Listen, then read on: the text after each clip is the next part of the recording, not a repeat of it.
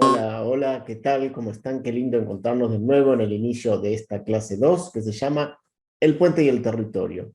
Me imagino que habrán tenido una interesante experiencia durante las actividades que propusimos en la actividad uno sobre descubriendo el determinismo tecnológico escondido en todas en las esquinas, atrás de cada libro, en cada publicidad que uno puede encontrar. Se midieron a ustedes mismos qué temperatura de determinismo tecnológico pueden tener.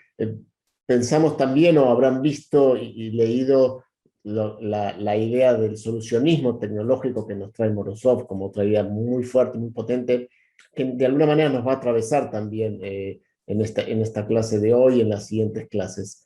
Por supuesto que teníamos como lectura, como una lectura para mí muy estructuradora, el texto de Gabriel Salomón, que nos empieza a hacer preguntas y nos trae la importancia de pensar y de mirar más atrás, mirar cuál es el racional pedagógico con el cual utilizamos las tecnologías. Y justamente entonces en esta clase, se llama El Puente del Territorio, vamos a descubrir un poco más cuál es el racional pedagógico que traen embebidas muchas tecnologías. Entonces, fíjense, sabemos ahora y tenemos pruebas y lo hemos escuchado y lo hemos visto y lo hemos sentido, las tecnologías no son neutrales, ¿sí? Traen embebidas valores, ideas, ¿sí? Que son las que hicieron, las que tienen de alguna manera los que diseñan esas tecnologías. Vimos, como les decía, algunas primeras ideas de cómo pensar las tecnologías en la educación a partir del texto de Salomón. La clase de hoy, el encuentro de esta semana, tiene, está bien jugosa, hay muchos temas. La primera, la tecnología educativa tiene una ideología incorporada, vamos a ver, yo entonces ya estuve spoileando, estuve avanzando, así que casi esta pregunta ya la contesté, pero no importa, vamos a ver de qué se trata.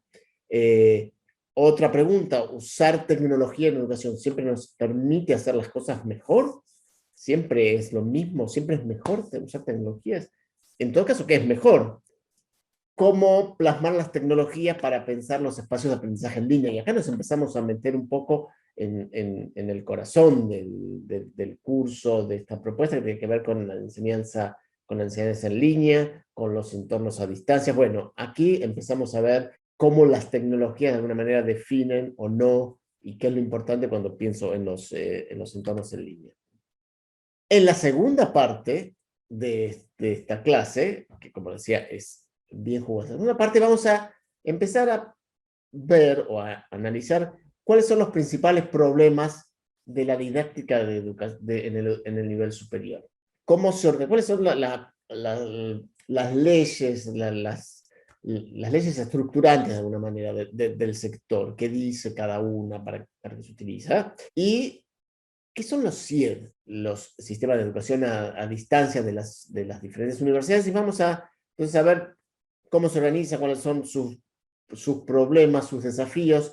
En esta segunda parte, entonces, la vamos a ver o vamos a abordar estos temas, pero de una modalidad diferente, a partir de entrevistas con dos profesionales que están muy involucrados en estos temas y cuya perspectiva, cuya experiencia nos va a ser sumamente útil para entender y para acceder a esta temática. Entonces, si les parece, vamos con el primer tema, con la primera parte. Muchas veces hemos oído, hemos pensado, ¿sí? Que se habla de la tecnología como un caballo de Troya, ¿no? Que la tecnología trae adentro algo, ¿verdad? En general, deterministas tecnológicos, solucionistas tecnológicos, ingenuos que andan por la vida dando vuelta van a pensar la tecnología trae por adentro, si nos damos cuenta, y novedad, mejoramiento de las cosas. Hay algo que, ¿no? Este caballo de Troya trae dentro esto, la innovación. Bueno, en realidad, no. Tal vez sí trae cosas adentro, pero no trae necesariamente innovación. Y en la mayoría de las veces, la mayoría de los casos, hemos descubierto, hemos comprobado, nos damos cuenta, que la mayoría de las veces adentro de la tecnología lo que vienen son unas ideas zombies. Lo que viene adentro de las tecnologías son ideas zombies. Y estoy tomando prestado este concepto de idea zombie, que lo tomo de Larry Cuban, que además lo trae de Kruger. La idea esta de la idea zombie en educación son ideas, viejas ideas, ¿sí? Que reproducen, en nuestro caso, modelos educativos que no terminan de morirse. O sea, son las ideas zombies, son modelos de educación que sabemos que no funcionan, pero que vienen con estas tecnologías y que no terminan de desaparecer por algunos motivos, que después podemos ver cuáles son esos motivos, si es que hay alguna explicación, pero son la idea del zombie, este zombie que nunca se termina de morir y que está ahí arrastrándose por la vida. Bueno, hay ideas educativas zombies que vienen otra vez y se renuevan con las tecnologías educativas. ¿Cuáles son estas ideas zombies? Aquí traje unas poquitas, pero me parece que nos sirven para entender el concepto. Así que les presento, ¡pam! Entonces vamos así con nuestra galería de ideas zombies en educación. La primera idea zombie es que la información es conocimiento, ¿sí? Esto es importantísimo y, digamos, es algo que permea toda la realidad y es como importante también detectarlo y poder empezar a erradicar a este zombie. La información, ¿sí? La información, por ejemplo, que es información, el dato concreto, una fecha, el nombre de, en este caso, las partes del oído, los datos, nombres, números concretos, palabras, ¿sí? Eso es dato, no es el conocimiento. Yo necesito pasar de ese dato a un conocimiento, o sea, entender cómo las cosas funcionan. Entender, por ejemplo, en este caso, el nombre, ubicar el nombre de las partes del oído, no significa que yo entienda cómo funciona el oído.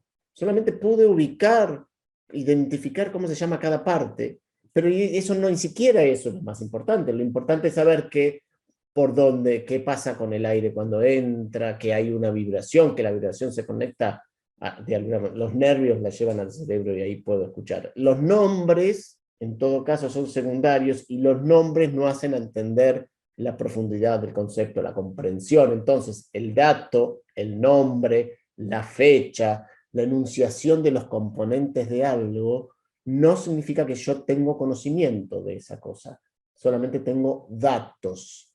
Y yo necesito construir conocimiento, que significa poner todo junto, esos datos y entender las cosas y poder compararla y poder decir cómo explicar en tal caso cómo funciona y poder contrastarla y poder arreglarla y poder explicarla para atrás y poder explicarla para adelante. El conocimiento incluye muchas más cosas, muchas acciones profundas que nombrar las cosas. Entonces no nos quedemos con que nombrar es conocer, ¿sí? El conocimiento es el dato al cual el estudiante le da sentido. Bien, idea 1, entonces la información no es conocimiento. La idea 2, enseñar, es decir, es una idea que viene muy acoplada con la idea anterior. Significa que si yo con decir las cosas, ¿sí? Con yo decirlas y con que la otra persona las escuche, digamos, las palabras que yo digo, aunque yo las digo, entran en la cabeza del otro, entran en el oído del otro, y el otro ya sabe. Simplemente con decir, el otro aprende. Simplemente con leer, el otro aprende. ¿Cuántas veces nosotros, organizando cursos con docentes, nos proponen, sí, vamos a leer este texto, y después vamos a hacer un control de lectura? Y con el control de lectura representa que los estudiantes aprendieron. No, el control de lectura no representa que los estudiantes aprendieron. Representa de alguna manera que recuerdan la información que está en el libro, pero otra vez, recuerdan la información. ¿Sí? A esa información le tenemos que dar sentido para construir conocimiento. Entonces, para aprender hace falta hacer algo más que decir o leer. Bien, hasta aquí entonces tenemos la idea zombie 2. Vamos con la idea zombie 3. La contraparte del enseñar, es decir, está la idea de que aprender es escuchar, repetir y retener. O sea, simplemente con escuchar, repetir y retener, los demás están aprendiendo. ¿Qué significa esto? Yo explico un tema, lo repetimos, lo ejercitamos de alguna manera, repetimos esta información sobre todo si es información, la tratamos de alguna manera memorizar, la retenemos en la memoria y después evaluamos cuánto retenemos de esta información. Ahí tenemos un circuito que parecería un circuito virtuoso, ¿sí? Lo dijimos, lo ensayamos, lo repetimos, ¿sí? Y lo medimos, pero en ningún caso estuvimos haciendo algo para que esos datos se convirtieran en conocimiento. Todo quedó en la palabra, todo quedó en el relato, todo quedó en la enunciación, todo queda en un nivel de por afuera, superficial. No entramos, ¿sí? No llegamos a entrar en la profundidad de lo que significa conocer. Idea zombie, la siguiente, vamos por la quinta, ¿verdad? Que el saber se transfiere automáticamente a la acción. Y desde la foto me encanta, creo que casi no hace falta decir nada, agregar nada más, pero bueno, es esta creencia, si uno sabe, si uno ya sabe, digamos, vamos a suponer que ya pasamos de la información, pasamos al conocimiento, tenemos ese conocimiento, pero todavía nos falta un paso más, tenemos que lograr que ese conocimiento vaya a la acción porque no es automático, no porque tengamos un conocimiento empecemos a actuar per se a partir de ese conocimiento. Los seres humanos somos seres complejos y mucho más irracionales de lo que pensamos, con lo cual no es que sea algo y automáticamente porque sea algo mis conductas empiezan a reflejar ese yo sé, ¿verdad? Necesitamos, además de lograr generar ese conocimiento y que las personas construyan su conocimiento, que lo empiecen a ejecutar y que en sus prácticas profesionales puedan hacer uso de este conocimiento que tienen. Entonces, ahí tenemos otra idea zombie. Y la última idea zombie que viene muy a cuento con las tecnologías es que evaluar es medir, que para lo único que sirve la evaluación es para medir cuánto saben hacer las cosas las personas. Y sobre todo con las tecnologías es muy fácil medir la retención de palabras o de conceptos o de fechas. ¿Por qué? ¿Por qué es esto? Porque la computadora no sabe, no entiende textos. La computadora solo puede decidir si algo es correcto o incorrecto, de acuerdo a si fue programada para identificar, bueno, en este caso yo programo, la respuesta correcta es la A. En este caso la respuesta correcta es la B o la respuesta correcta es la C. Cuando los estudiantes eligen la respuesta correcta, la computadora califica. Esta estuvo bien, esta estuvo mal, esta estuvo bien, de acuerdo al programa. ¿Por qué? Porque la computadora no entiende, no es que la computadora puede decidir por sí misma si una respuesta está bien o está mal. Nos falta todavía. El procesamiento natural del lenguaje de la computadora todavía es algo que queda lejos y ahí hay como los que estudian computación dicen queda 20, queda 30, queda 40 o queda al infinito porque nunca, no, por el momento no existe una tecnología capaz de lograr la complejidad para entender el lenguaje. Pero bueno, en principio hoy por hoy no tenemos ninguna computadora puede tomar decisiones por más, digamos, por más inteligencia artificial que cree que nos vendan y que nos digan, ninguna computadora hoy por hoy entiende profundamente un texto, con lo cual solo se limita a identificar respuestas predeterminadas, que lo único que pueden evaluar es si yo recuerdo una palabra, un concepto, un dato. No puede, la computadora solo me puede evaluar a mí si poseo un dato. Y recordemos, el dato no es conocimiento. Entonces aquí tenemos 5 ideas zombies que están constantemente, que se renuevan y se refuerzan con las tecnologías educativas actuales. ¿Por qué? Porque una de las causas es justamente esta, los límites de la tecnología. No existen tecnologías que puedan analizar más, digamos, profundamente el lenguaje, ni existen tecnologías que puedan proponer complejos caminos de aprendizaje que se adecúen a las personas de cada uno. O sea, todo lo que la tecnología puede hacer en general tiene que ver con la programación que los humanos hagamos sobre ella. Este ejemplo me encanta, también es una de esas joyitas que uno encuentra por ahí y creo que es muy claro para mostrar. Fíjense, en esta imagen que nos hablan de la innovación educativa. Entonces, a la izquierda, una imagen de hace 75 años, ¿sí? Tenemos a un maestro enseñando la pizarra y a los alumnos copiando, entendiendo, resolviendo ejercicios. ¿Sí? Es una imagen tradicional de la educación, que podemos decir que fue hace 75 años, fue hace 200 años, ¿sí? Es la imagen, una imagen educativa clásica. A la derecha, y en colores para mostrarnos la transformación, tenemos la innovación. Y en este sentido, ¿en qué consiste la innovación? Entonces acá ¿qué vemos? Tenemos alumnos que están sentados y en primera instancia, así a simple vista, no se ve que estén haciendo nada, simplemente están escuchando. ¿Y qué están escuchando? Están escuchando un holograma de un profesor que no está ahí, que vaya a saber que estaba en otro lugar y ese profesor por ahí como holograma estaba transmitiendo para muchos más estudiantes que los que están ahí, por ahí estaba transmitiendo para 5.000 estudiantes, no importa. Pero fíjense que el concepto, digamos, la idea pedagógica o el trasfondo pedagógico, el racional pedagógico, como diría Salomón, es el mismo en ambos casos. En ambos casos las personas están sentadas escuchando, no están haciendo nada significativo. No hay una actividad, o sea, no hay algo diferente en cuanto a la propuesta de la actividad. Es el mismo profesor hablando.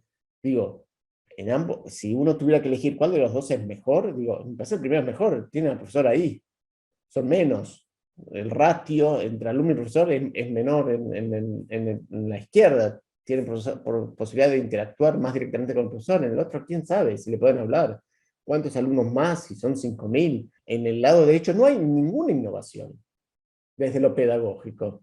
Hay solamente un aparataje tecnológico que parece, ¿sí? Que le da sí, con cierta cosa de modernidad, pero que remite a lo más profundo y arcaico de las pedagogías. Y estas son las ideas zombies. ¿Sí? Esta idea de que, bueno, con que el profesor venga y hable, los demás están aprendiendo. Y fíjense, están usando tecnologías carísimas, ¿verdad?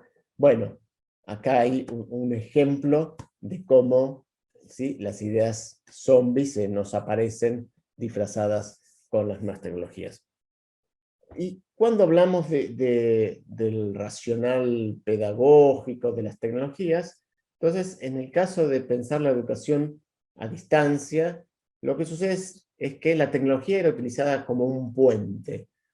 ¿Qué significa que la tecnología es utilizada como un puente? Vamos a pensar, si nosotros tenemos un modelo educativo en donde lo importante es transmitir la información, ¿sí?, porque eso era lo que se entiende como educación, era uno tiene que ir a la escuela, a la universidad, o donde fuera, a escuchar la información que daba el profesor, que era el dueño, el que tenía ese conocimiento, y su tarea era transmitirlo. Entonces, cuando aparece la educación a distancia, la tecnología sirve para llevar esa información desde el punto de origen hacia el alumno, a la distancia, el alumno que no puede ir a clase, entonces había que hacerle llegar esa información.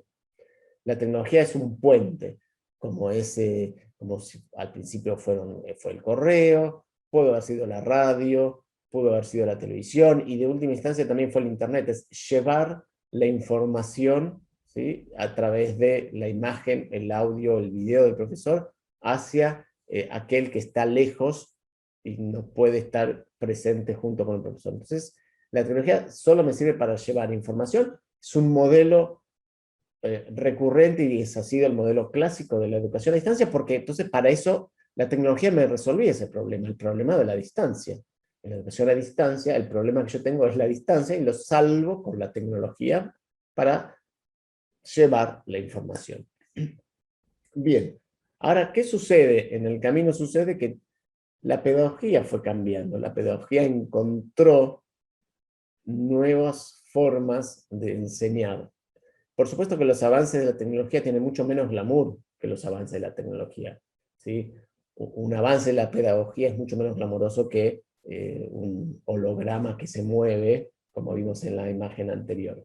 Pero entonces, si nosotros sabemos desde hace casi ya 70 años que aprender no significa escuchar, y que para aprender necesito hacer, y que además aprendo en relación con los otros, aprendo discutiendo con los otros, aprendo trabajando con los otros, entonces la tecnología claramente no puede ser un puente para pasar información, porque yo necesito usar la tecnología para otra cosa, no para pasar la información, porque en el pasaje de la información no está el epicentro del aprendizaje.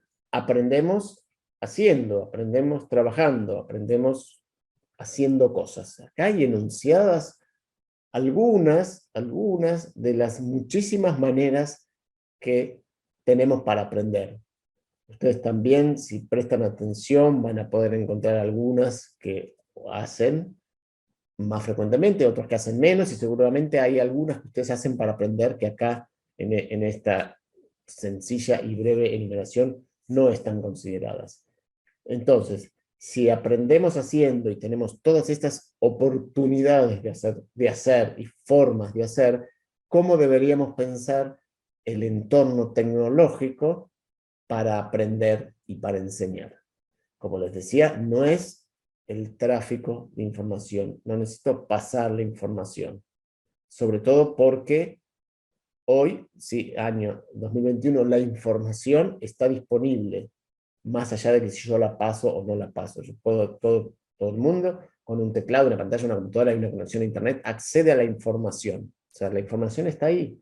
Así que lo que yo necesito pensar es pensar este territorio donde las personas van a poder tomar, pasar de la información, de los datos al conocimiento. ¿Cómo van pasando? A través de estas acciones que están aquí enumeradas. Entonces yo pienso, cuando pienso en la educación en línea y pienso en la tecnología, considero a la tecnología como un territorio. ¿Sí? Aquí está hermosamente definida. Posibilitan el desarrollo de una propuesta educativa. ¿Sí? Son lugares de encuentro. ¿Sí? Y la tecnología aporta modos, usos, aplicaciones, ¿sí? y se adecúan a las necesidades pedagógicas. Variedad de opciones de cosas para hacer, no es información, la tecnología es este territorio, es el punto de encuentro, donde yo voy a lograr que se encuentren y que coincidan los estudiantes y las posibilidades de interactuar, los contenidos, aquello que quiero que la gente aprenda, lo que quiero que aprendan, y el docente, hay un punto de encuentro, un territorio, y a partir de ese encuentro puedo empezar a generar actividades, puedo empezar a generar diferentes propuestas que me van a permitir pasar de la información al conocimiento. Y aquí la imaginación pedagógica es infinita, y de alguna manera este seminario, este curso es solo como una enumeración, somera enumeración. La tecnología como territorio significa este punto de encuentro, y donde se encuentran estos tres elementos principales: los que estudian, que se encuentran entre sí, el docente y el aprendizaje, aquellos que quiero que aprendan. Y ahí entonces empieza a pensar cómo yo puedo hacer cosas. No estamos en una internet donde solo puedo leer. En la internet de hoy puedo construir con los otros, puedo hacer cosas con los otros, ¿sí? Puedo diseñar, puedo hacer cantidad de cosas, cada uno puede imaginarse lo que puede hacer vinculado a la especificidad de su campo, y cada vez salen como nuevas aplicaciones, y el trabajo de uno es pensar, bueno, ¿esto para qué me sirve? ¿Cómo logro con esto hacer una actividad piola? ¿Verdad? Pensar una actividad piola es una constante en la cual estamos, los que hacemos educación en línea, estamos todo el tiempo pensando, bueno, esto nos sirve para hacer qué, cuál es la actividad que podemos hacer, y la probamos, y la probamos, y la probamos. Pensar actividades, pensar cómo esto lo puedo adaptar y cómo esto lo puedo servir. ¿Cómo esto me puede servir? Muchas veces, ¿sí? esta idea del aprendizaje con los otros, el aprendizaje que se hace, difícilmente programable, ¿sí? Es más manual, es artesanal, con lo cual no es las propuestas de aprendizaje que vienen en los paquetes educativos que uno compra, porque los paquetes tratan de vender soluciones, tratan de vender cosas que ya están armadas, tratan de vender cosas sencillas. Bueno, ya está, mire, la solución para su escuela. Siempre la idea de las tecnologías viene de la mano de la solución, de las soluciones llave en mano. O sea, las instituciones la compran porque necesitan solucionar un problema y quieren problemas resueltos. No quieren que, miren, les vamos a dar un sistema y ahora ustedes artesanalmente empiecen a pensar las actividades. Eso no vende.